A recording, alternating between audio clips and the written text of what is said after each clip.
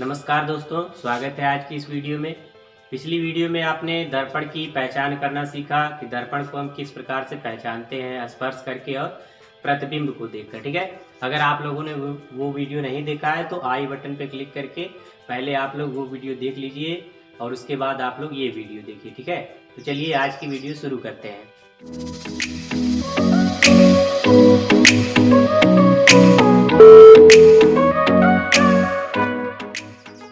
देखिए, आज जो हमको पढ़ना है वो क्या है, दर्पण से संबंधित परिभाषा के बारे में आज हम लोग जानेंगे। तो देखिए, जो दर्पण होते हैं, गोलीय दर्पण, हमने आपको बताया था दर्पण दो प्रकार के होते हैं। कौन कौन? समतल और गोलीय। गोलीय दो प्रकार का होता है, अवतल और उत्तल। तो देखिए, इससे जो संबंधित जो परिभाषाएं होती है, ठीक है, इसमें कुछ बिंदु होते हैं, कुछ पॉइंट होते हैं, उनके क्या क्या नाम होते हैं, उन्हीं के बारे में आज हम लोग जानेंगे। तो पहली जो हमारी परिभाषा है वो क्या है, वक्रता केंद्र। वक्रता केंद्र हम किसे कहते हैं? ठीक है, तो आप जानते हैं जो गोलीय दर्पण होते हैं, ये देखिए ये कौन सा दर्पण है, इसका तल जो है देखिए दबा हुआ है, इधर पॉलिश हुई है, इसका मतलब इसके दबे हुए तल से परावर्तन होगा। इसका मतलब ये कौन सा दर्पण हो गया, ये है हमारा अवतल दर्पण। ठीक है, अवतल में जो तल होता है वो दबा हुआ होता है। ठीक, और इसमें देखिए उभरे हुए तल से इसके परावर्तन होगा, क्योंकि इसके दबे हुए तल पर कलई लगी है। इसका मतलब ये कौन सा दर्पण हो गया, उत्तल दर्पण। ठीक है, हमने आपको बताया था पहचान करना। ऊ का मतलब होता है उभरा हुआ तल, जिसका परावर्तक तल उभरा हुआ हो वही दर्पण क्या होगा, उत्तल दर्पण। ठीक है, तो देखिए वक्रता केंद्र हम कहते हैं किसको है? आप सबको पता है कि जो गोलीय दर्पण होते हैं वो किसी खोखले गोले के कटे हुए भाग होते हैं। ठीक है, तो ये जो गोलीय दर्पण है ये किसी गोले के कटे हुए भाग है। तो अगर हम इसको बना लेंगे, इसका पूरा पार्ट, तो ये पूरा एक गोले के आकार का बनेगा। ठीक है, आप लोग इसको बनाएंगे, ये गोले का कटा हुआ भाग है तो आधा भाग था, इसको हम पूरा बना लेंगे तो ये बन गया एक गोलाकार आकृति। ठीक है, गोला बन गया। अब देखिए जो गोला होता है उसमें एक केंद्र उसका होता है। ठीक है, जैसे आप लोगों ने गणित में वृत्त में पढ़ा है कि जो वृत्त होता है इसकी परिधि से जो है, परिधि के सभी बिंदुओं से समान दूरी पर जो बिंदु होता है वही केंद्र कहलाता है। इसका जो मध्य बिंदु होगा वही क्या कहलाएगा, केंद्र। तो इस दर्पण का जो केंद्र होता है, ठीक है, गोलीय दर्पण का जो केंद्र होता है, इसी केंद्र को हम क्या कहते हैं, वक्रता केंद्र। ठीक है, तो ये हमारा वक्रता केंद्र है। इसको हम किससे रिप्रेजेंट करते हैं, इसको हम सी से रिप्रेजेंट करते हैं। ठीक है, तो ये है हमारा वक्रता केंद्र। इसकी परिभाषा देख लीजिए, गोलीय दर्पण जिस खोखले गोले का कटा हुआ भाग होता है उसके केंद्र को वक्रता केंद्र कहते हैं। ये गोलीय दर्पण है, ये जिस खोखले गोले का कटा हुआ हिस्सा है उसका जो केंद्र होगा, ठीक है, उसका जो सेंटर होगा, उसी को हम क्या कहते हैं, वक्रता केंद्र। ठीक है, बढ़ते हैं अगली परिभाषा की तरफ। देखिए दोस्तों, दूसरी जो हमारी परिभाषा है वो है वक्रता त्रिज्या। वक्रता त्रिज्या क्या होती है, तो आप ध्यान दीजिएगा, चित्र अगर आप देख के समझेंगे तो आपको समझने में आसानी होगी, और परिभाषा भी इसकी आप अपने से बना के लिख सकते हैं। तो देखिए, गोलीय दर्पण जिस खोखले गोले का कटा हुआ भाग होता है उसकी त्रिज्या को वक्रता त्रिज्या कहते हैं। ठीक है, तो ये जो गोलीय दर्पण है हमारा, ये जिस खोखले गोले का कटा हुआ हिस्सा है उसकी जो त्रिज्या होगी, ठीक है, देखिए गोले की एक त्रिज्या होती है।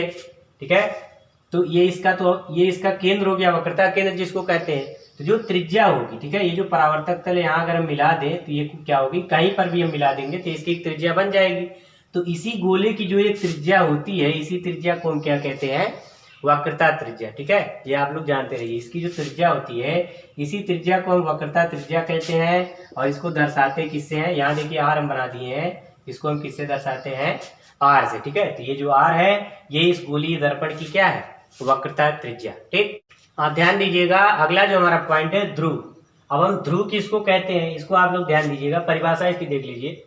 गोलीय दर्पण के परावर्तक तल के मध्य बिंदु को दर्पण का ध्रुव कहते हैं। परावर्तक तल क्या होता है, परावर्तक तल वह होता है जहां से परावर्तन होता है। ठीक है, दर्पण के जिस भाग से परावर्तन होता है उसी को हम परावर्तक तल कहते हैं। जैसे देखिए ये हमारा दर्पण है, ठीक है, तो परावर्तन इसके उभरे भाग से होगा, यानी यहाँ से लेकर यहाँ तक। तो ये जो पूरा हिस्सा है ये क्या है, हमारा परावर्तक तल। और परिभाषा में क्या है, परावर्तक तल के मध्य बिंदु को। ये जो परावर्तक तल है इसका मध्य बिंदु बीच में कहीं पर आएगा, तो इसी का जो मध्य बिंदु है इसी को हम क्या कहते हैं, ध्रुव। ठीक है, और इसको दर्शाते किससे, पी से। ठीक है, तो यहाँ देखिए जो हमारा परावर्तक तल है, यहाँ से लेकर यहाँ तक हमारा परावर्तक तल है दर्पण का, तो इसका जो मध्य बिंदु होगा, इसको मिटा दे रहे हैं, इसका जो मध्य बिंदु देखिए यहीं पर कहीं पर होगा, तो इसी का जो मध्य बिंदु होगा यही क्या है, हमारा दर्पण का ध्रुव है। ठीक है, इसको हम P से रिप्रेजेंट करते हैं। इसमें भी यही मध्य में कहीं पर होगा, तो ये इसका हो गया ध्रुव। समझ में आ गया।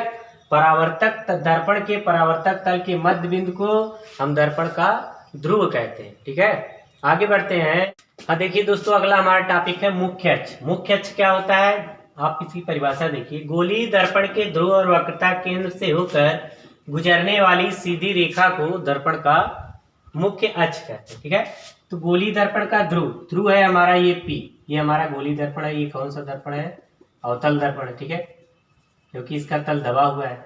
ये इसका ध्रुव हो गया P, और इसके वक्रता केंद्र ये हमारा C, यहां से होकर, ठीक है, ध्रुव और वक्रता केंद्र से होकर गुजरने वाली ये जो सीधी रेखा आप देख रहे हैं, यही जो सीधी रेखा है इसी को क्या कहते हैं हम, दर्पण का मुख्य अक्ष। ठीक है, भूलेगा नहीं ना, ध्रुव और वक्रता केंद्र से होकर गुजरने वाली सीधी रेखा, ये अवतल दर्पण के लिए है।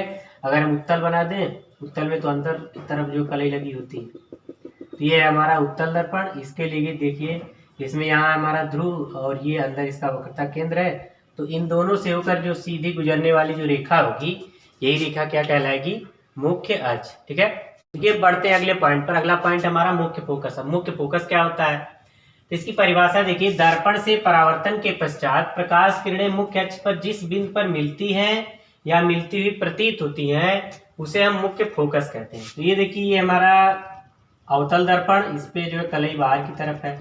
ठीक है, अब दिया क्या है कि परावर्तन के पश्चात इस पर जब प्रकाश की किरणें पड़ती है, ये हमारा ध्रुव है, ये वक्रता केंद्र, और ये क्या है, मुख्य अक्ष है। ठीक है, ये रेखा मुख्य अक्ष होगी।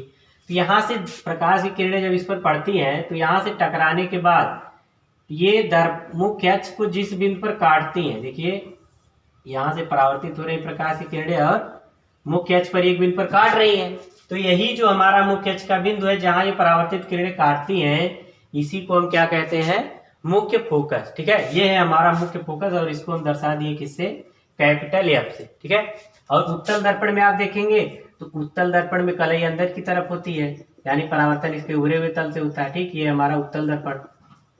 तो इसके लिए देखिए, ये हमारा P और वक्रता केंद्र इसका दर्पण के पीछे। ठीक है, और ये भी ध्यान दीजिए, कभी कभी बहुविकल्पी क्वेश्चन में ये पूछ दिया जाता है कि जो अवतल दर्पण का वक्रता केंद्र कहाँ होता है, दर्पण के सामने या दर्पण के पीछे।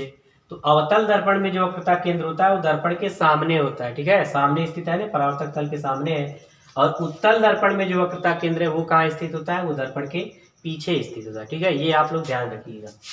और मुख्य फोकस जो होता है, ये अवतल दर्पण में दर्पण के सामने होता है, लेकिन उत्तल दर्पण में कहाँ होता है, ये भी दर्पण के पीछे होता है। इसके लिए देखिए क्या होगा, ये हमारा मुख्य अक्ष। ठीक है, ये दर्पण के ध्रुव और वक्रता केंद्र को मिलाने वाली सीधी रेखा क्या कहलाती है, मुख्य अक्ष। तो इस पर जब प्रकाश की किरणें पड़ती हैं, तो ये टकराने के बाद परावर्तित हो जाती हैं। ठीक है, ये मिलती नहीं है कहीं पर।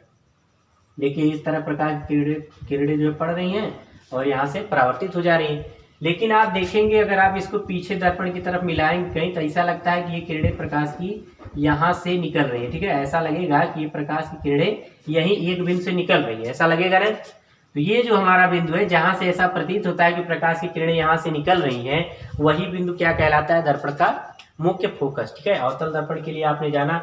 और देखिए, अवतल दर्पण में परावर्तित होने के बाद प्रकाश की किरणें मिलती हैं एक बिंदु पर। ठीक है, लेकिन उत्तल में क्या होता है, मिलती हुई प्रतीत होती है। दोनों में बहुत अंतर है। जहां वास्तव में प्रकाश की किरणें मिलती है, वहां पर हमेशा वास्तविक प्रतिबिंब बनता है, और जहां पर हमको मिलती हुई प्रतीत होती है, उस दशा में कैसा प्रतिबिंब बनता है, वहां आभासी प्रतिबिंब बनता है। ठीक है, तो प्रतिबिंब का बनना जो है, किस प्रकार से प्रतिबिंब बनता है अवतल और उत्तल दर्पण में, उसको हम आगे किरण आरेख से आप लोगों को समझाएंगे। फिलहाल आप लोग इतना जानिए कि ये हमारा अवतल दर्पण है और ये उत्तल। ठीक है, तो परावर्तन के पश्चात प्रकाश किरणें मुख्य अक्ष पर जिस बिंदु पर मिलती हैं या मिलती हुई प्रतीत होती हैं, वह बिंदु क्या कहलाता है, मुख्य फोकस। ठीक है, बढ़ते हैं आगे। देखिए, अगला टॉपिक हमारा फोकस दूरी। फोकस दूरी क्या होती है, दर्पण के ध्रुव और मुख्य फोकस के बीच की दूरी को दर्पण की फोकस दूरी कहते हैं। दर्पण का ये जो हमारा ध्रुव है, परावर्तक तल का मध्य बिंदु ध्रुव कहलाता है। दर्पण के ध्रुव और मुख्य फोकस, जहां पे परावर्तित किरणें जो है मुख्य अक्ष को काट रही है, हमारा मुख्य फोकस हो गया। तो P और F के बीच की ये जो दूरी है, ठीक है, PF दूरी, इसको हम रिप्रेजेंट करते हैं स्मॉल f से। ठीक है, फोकस दूरी को हम स्मॉल f से रिप्रेजेंट करते हैं।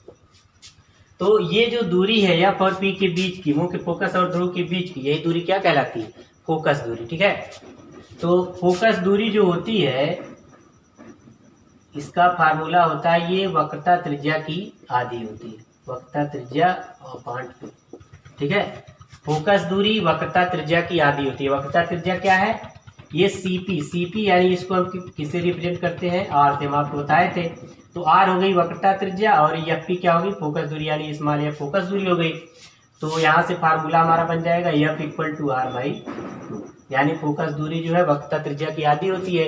एक और फार्मूला बन जाएगा वक्रता त्रिज्या के लिए, आर इक्वल टू 2f, यानी जो वक्रता त्रिज्या होती है वो फोकस दूरी की 2 गुनी होती है। ठीक है, तो वक्रता केंद्र और ध्रुव के एकदम मध्य में होता है मुख्य फोकस, ये जानते रहिए, तभी नहीं इसका आधा होगा। वक्रता केंद्र और मुख्य फोकस के बीच में, वक्रता केंद्र और ध्रुव के बीच में मुख्य फोकस होता है, और इसी कारण जो है फोकस दूरी वक्रता त्रिज्या की आधी होती है। ठीक है, तो आप लोगों ने फोकस दूरी जाना। अब आगे बढ़ते हैं, देखिए फोकस तल। ठीक है, फोकस तल क्या होता है? परिभाषा इसकी देखिए, गोलीय दर्पण के मुख्य अक्ष के अभिलंबवत और मुख्य फोकस से होकर जाने वाले तल को फोकस तल कहते हैं। तो मुख्य अक्ष के अभिलंबवत, मुख्य अक्ष हमारा ये है। ठीक है, ये जो रेखा जा रही है ध्रुव और वक्रता केंद्र से होकर, ये हमारा मुख्य अक्ष, मुख्य अक्ष के अभिलंबवत यानी इस पर 90 डिग्री बनाने वाला तल, और कहां से? मुख्य फोकस से। ठीक है, तो मुख्य फोकस से इसके अभिलंबवत हम एक रेखा डाल दिए, तो ये जो हमारी रेखा है, ये जो हमारा तल है, यही तल क्या कहलाता है? फोकस तल। ठीक है, मुख्य अक्ष के अभिलंबवत और मुख्य फोकस से होकर जाने वाले तल को दर्पण का फोकस तल कहा जाता है। ठीक है, तो आप लोग चित्र देखकर एक बार बढ़िया से समझ लीजिए, तो आपको सारी परिभाषा अपने आप याद हो जाएगी, कुछ भी आपको रटने की जरूरत नहीं है। ठीक है, देखिए रटा रटाया ज्ञान हर जगह काम नहीं आता, जब एक बार आप अच्छी तरह से समझ लेंगे तो आपको कभी जल्दी भूलने वाला नहीं है। चित्र आप देखकर समझिए, सी क्या है? वक्रता केंद्र, पी क्या है? दर्पण का ध्रुव, एफ क्या है? मुख्य फोकस, एफ पी क्या है? फोकस दूरी, सीपी क्या है? वक्रता त्रिज्या, और ये एफ पर अवलंबवत लाइन क्या है? ये हमारा फोकस तल। ठीक है, आगे बढ़ते हैं। जो आखिरी जो हमारा पॉइंट है वो है द्वारक, दर्पण का द्वारक। ठीक है, आगे देखिए जब आप क्वेश्चन लगाएंगे, इस पर आंकित प्रश्न लगाएंगे, तो ये सब आपको दिया रहेगा। ठीक है, वहां क्वेश्चन में आपको ये सब पॉइंट्स दिए रहेंगे, तो जब आप यहाँ इसको समझे रहेंगे चित्र में, तो वहां आपको क्वेश्चंस में समझने में बड़ी आसानी होगी। ठीक है, तो इसको आप लोग ध्यान से देखिएगा। आखिरी पॉइंट पर चलते हैं, दर्पण का द्वारक क्या होता है। तो देखिए दर्पण का द्वारक क्या होता है? गोलीय दर्पण के परावर्तक तल के व्यास को दर्पण का द्वारक कहते हैं। जो हमारा गोलीय दर्पण होता है, देखिए ये हमारा अवतल दर्पण। ठीक है, तो इसके परावर्तक तल का जो व्यास होता है, परावर्तक तल ये जहां से परावर्तन होगा, यहां से लेकर यहाँ तक, यहीं से परावर्तन होगा, तो इसका जो व्यास होता है, व्यास के लिए देखिए ये आप जानते हैं कि एक खोखले गोले का कटा हुआ हिस्सा होता है। ठीक, तो इसका जो व्यास होगा, ठीक है, इसका जो व्यास होगा वही क्या कहलाता है? दर्पण का द्वारक। देखिए परावर्तक तल जितना हमारा दर्पण जैसे इतना है, तो आप देखेंगे, जैसे देखिए जो दर्पण होता है, ये हमारा दर्पण यहाँ से यहाँ तक परावर्तक तल है, लेकिन ये भी किसी एक गोले का कटा हुआ हिस्सा है, यानी ये इस तरह नहीं होगा बल्कि ये इस तरह होगा। ठीक है, ये कटोरे की तरह ये होगा दर्पण हमारा, ऐसा होगा ना। तो यहाँ देखिए जो इसका अगला हिस्सा जो गोला बन रहा है, इसी का जो व्यास होगा यहाँ से लेकर यहाँ तक, ठीक है, ये इसका व्यास होगा कि नहीं? तो इसी का जो व्यास होगा, जहां से उस दर्पण कर जितने भाग से उस दर्पण पर प्रकाश पड़ेगा, वही उसका क्या कहलाता है? द्वारक। ठीक है, जैसे ये हमारा सामने से आप देखिए इतना बड़ा हमारा दर्पण है, ठीक है, बीच में ये धंसा हुआ है या उभरा हुआ, उससे हमको नहीं मतलब है, अवतल है अवतल है, जितनी दूरी इसकी है द्वारक का, द्वारक में देखिए द्वार आ रहा है। ठीक है, द्वार मतलब दरवाजा। ठीक है, द्वार माने क्या होता है? दरवाजा। तो ये समझ लीजिए आगे का जो हिस्सा इसका, ये दर्पण का एक दरवाजा है। ठीक है, क्योंकि इसी से इस पर प्रकाश पड़ेगा, तो यही जो इसका पूरा व्यास है, ठीक है, ये जो पूरा इसका व्यास है, यही क्या कहलाएगा? ये है दर्पण का द्वारक। ठीक है, हमारी समझ से आप लोग द्वारक भी समझ लिए होंगे। ये जो हमारा परावर्तक तल है, इसका जो व्यास होगा, ठीक है, ये जो इसका व्यास है, यही क्या कहलाता है? दर्पण का द्वारक। ठीक है, तो अगर आपको वीडियो पसंद आई हो तो आप लोग वीडियो को लाइक करिए और अपने दोस्तों सहपाठियों में इसको ज़्यादा से ज़्यादा शेयर करिए। और हमारा जो चैनल है मॉडर्न क्लासेस अरौला के नाम से यूट्यूब पर, उसको आप लोग सब्सक्राइब करिए। और हमारा फेसबुक पर एक पेज भी है मॉडर्न क्लासेस अरौला के नाम से, आप उस फेसबुक पेज को लाइक करिए। नीचे डिस्क्रिप्शन में हम लिंक दे रहे हैं, आप वहां जाकर हमारे फेसबुक पेज को फॉलो करिए। मिलेंगे आपसे अगले वीडियो में, तब तक के लिए धन्यवाद।